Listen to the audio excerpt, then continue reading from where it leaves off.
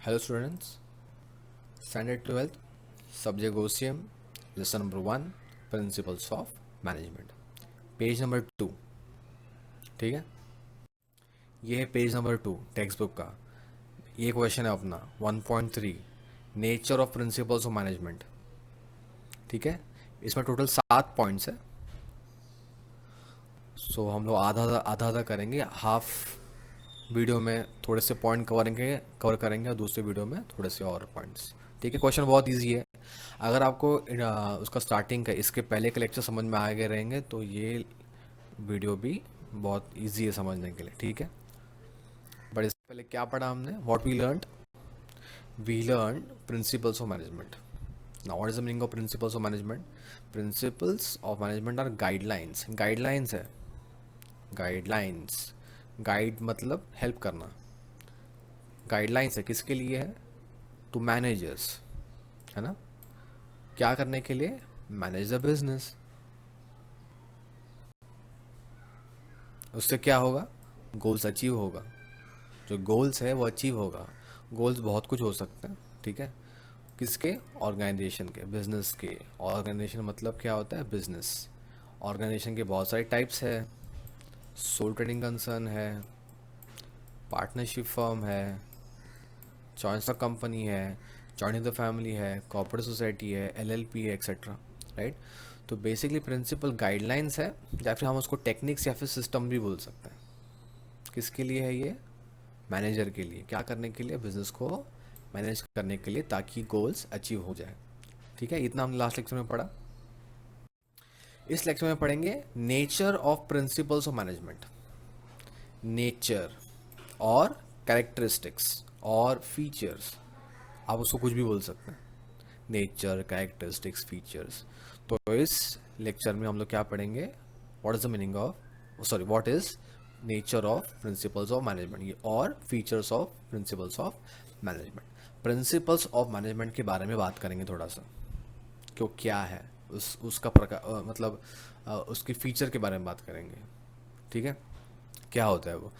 उसको याद रखने के लिए हमने एक स्मार्ट कोड बनाया है यहाँ पे। उसको हम आंसर का शॉर्टकट भी बोल सकते हैं। CA PUBG flexible. 7 पॉइंट्स है।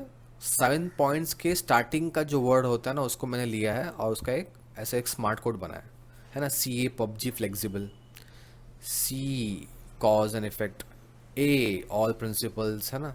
P U P G F, सबके फर्स्ट वर्ड निकाल के क्या बनाया? एक स्मार्ट कोड, ताकि आपको पॉइंट्स याद रख सकते हैं आप। ठीक है, CA PUBG फ्लेक्सिबल। ठीक है, फाइन। तो एक्चुअली टेक्स्ट बुक में ये इस तरह से नहीं दिया है। ठीक है, पहला वाला पॉइंट कुछ और है, तो हम लोग टेक्स्ट बुक के हिसाब से पढ़ते हैं। आप लोग इस तरह से याद रख सकते हैं। ठीक है, फाइन। तो फर्स्ट पॉइंट कौन सा है टेक्स्ट बुक के अंदर? Universal application. Principles of management ये यूनिवर्सली एप्लीकेबल है। यूनिवर्सली एप्लीकेबल मतलब क्या? आप पूरे वर्ल्ड में कहीं पे भी इस प्रिंसिपल्स को अप्लाई कर सकते हैं। वर्ल्ड में कहीं पे भी कोई भी टाइप का बिजनेस हो, business organisation, irrespective of their size and nature. Size मतलब क्या? वो कौन से स्केल में ऑपरेट कर रहा है। वो बिजनेस बिग है, स्मॉल है, मीडियम है, माइक्रो है। ठीक है, तो कोई भी स्केल का बिजनेस हो, आप वहाँ पे ये सब प्रिंसिपल्स को अप्लाई कर सकते हैं। प्रिंसिपल्स क्या है? गाइडलाइंस। अभी क्या प्रिंसिपल्स है वो हम बाद में पढ़ेंगे आगे के लेक्चर्स में। ठीक है, कितने प्रिंसिपल्स हैं। ठीक है, irrespective of the size and nature. Nature मतलब क्या? वो कौन से टाइप का बिजनेस है। वो मैन्युफैक्चरिंग हो सकता है, जहाँ पे गुड्स बनता है ना। या फिर हो सकता है सर्विस सेक्टर, जहाँ पे हम सर्विस देते हैं। स्कूल सर्विस सेक्टर है, वहाँ पे सर्विस प्रोवाइड करते हैं। क्या? एजुकेशन। राइट। मैन्युफैक्चरिंग, जहाँ पे गुड्स बनता है, सामान बनता है। राइट, जैसे कि बैग का जो हमने पिछले वाले वीडियोस में एग्जांपल लिया था, बैग मेकिंग कंपनी है, फैक्ट्री है, तो मैन्युफैक्चरिंग है। तो ये प्रिंसिपल्स ऑफ मैनेजमेंट दुनिया में कहीं पे भी अप्लाई करो, कोई भी बिजनेस में, वो बिजनेस बिग है, स्मॉल है, मैन्युफैक्चरिंग है, सर्विस सेक्टर है, कुछ भी, आप वहाँ पे उसको अप्लाई कर सकते हैं। That means it is what, universally applicable. ठीक है, फर्स्ट पॉइंट क्या था, universal application. Principles of management पूरे यूनिवर्स में या फिर कहीं पे भी कौन सा भी बिजनेस होने तो वहाँ पे आप अप्लाई कर सकते हो। ठीक है, यूनिवर्सल एप्लीकेशन।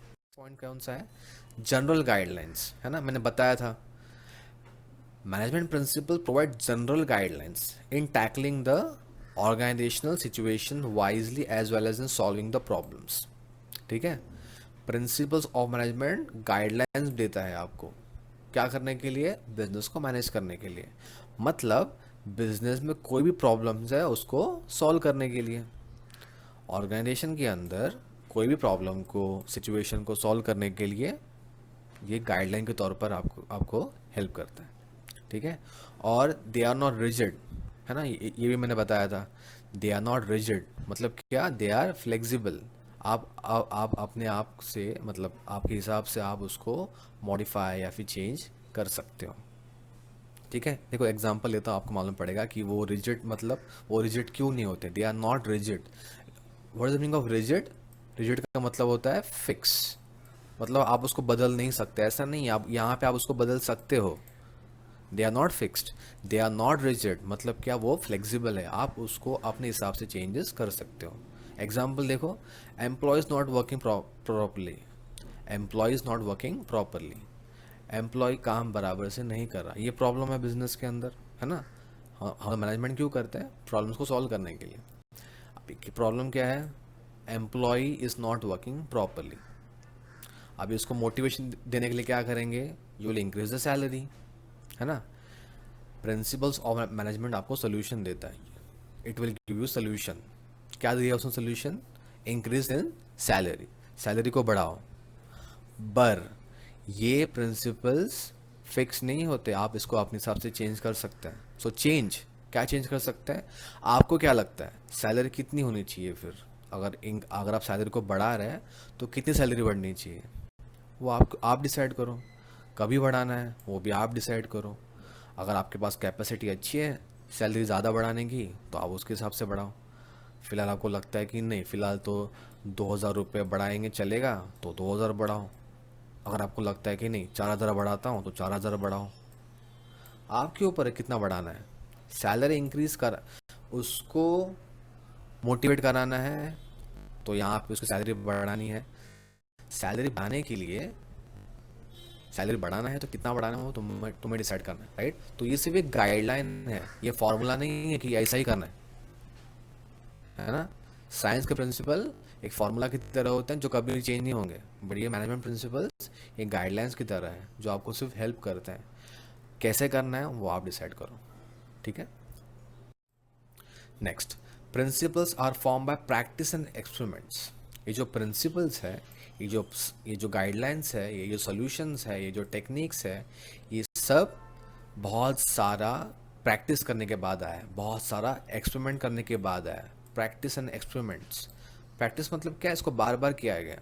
मतलब अभी देखो ये जो प्रिंसिपल्स है, यहाँ इस लेसन में आप दो लोगों के प्रिंसिपल पढ़ने वाले हैं। एक हेनरी फेयल का प्रिंसिपल, उसके 14 प्रिंसिपल्स है, और दूसरा है फेडरिक विंसलॉट टेलर, इनके भी कुछ प्रिंसिपल्स हैं, राइट।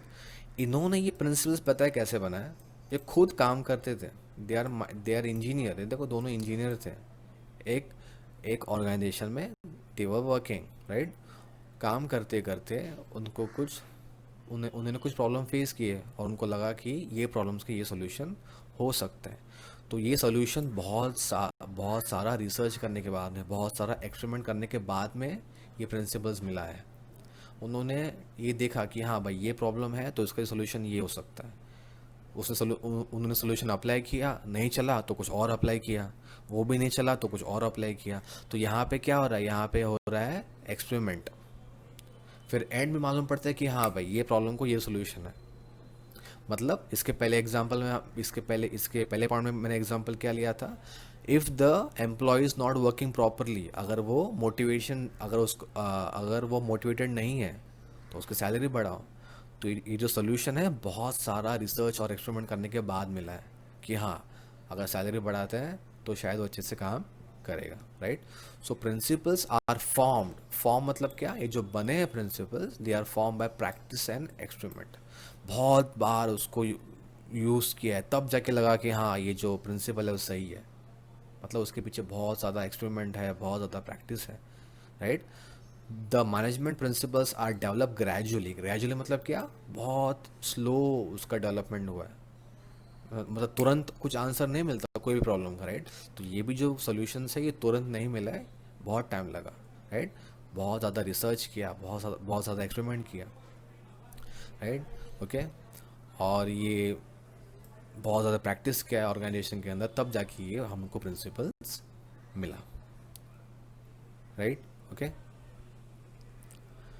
तो फिलहाल तो इतना पॉइंट्स एक्सप्लेन करता हूँ मैं इस वीडियो में, बाकी का जो पॉइंट्स बचा है वो नेक्स्ट लेक्चर में, फाइन।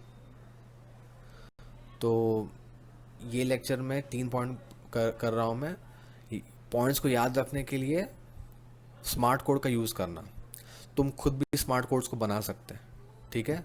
आप अपना दिमाग लगाओ, स्मार्ट कोड को बनाओ, ताकि हम लोग पॉइंट्स आप याद रखो, उसके अंदर का एक्सप्लेनेशन आप पढ़ पढ़ के आपको याद हो जाएगा, बाय हार्ट करने की ज़रूरत नहीं है। मैंने जो ये लिखा है उसको भी आप नोट्स की तरह आप इस्तेमाल कर सकते हैं, ठीक है। Thank you.